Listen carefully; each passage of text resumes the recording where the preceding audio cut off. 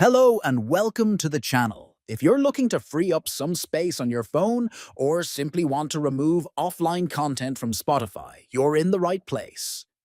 Today, I'll guide you on how to delete all your downloaded songs. First, open the Spotify app on your mobile device. Next, tap your profile icon located at the top left corner of the screen. Then scroll down and select Settings and Privacy. After that, locate on the option labeled Data Saving and Offline. Now, scroll all the way down until you see Remove All Downloads. Finally, tap on Remove and then confirm by tapping Remove again in the pop-up window. This action will delete all downloaded songs and podcasts from your device, freeing up storage space. And that's it. You've now removed all offline content from your Spotify app.